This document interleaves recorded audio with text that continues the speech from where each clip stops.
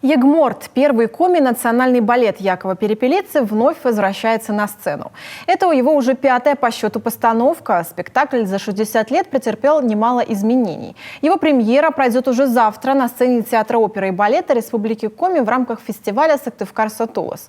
А накануне прошел его предпремьерный показ, посетила его Марина Ладанова. Балет «Легенда». Именно так говорят о Ягморте Якова Перепелицы. Украинец, который всем сердцем полюбил Коми, подарил нам первый национальный балет.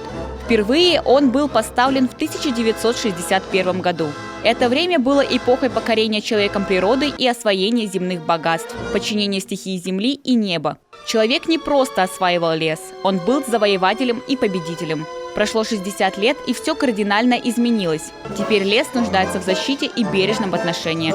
Вот и Ягморт в современной обработке больше не жестокий монстр, а олицетворение Пармы.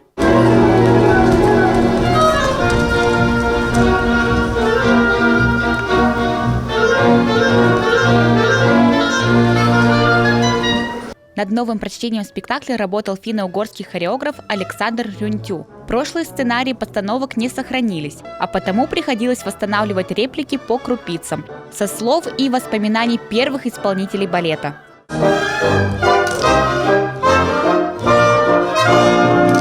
Самые главные новшества связаны с либретто балета.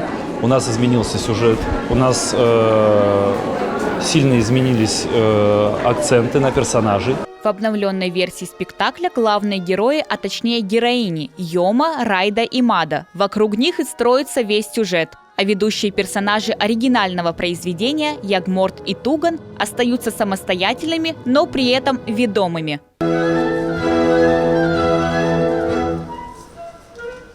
Появилось больше танцев новых, которых я еще не видела. Больше детские тоже номера, которые показывают коми-фольклор.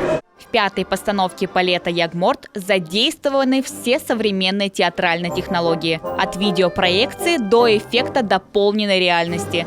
А еще постановщики постарались привести структуру сцен в соответствии с историческим оригиналом и замыслом композитора.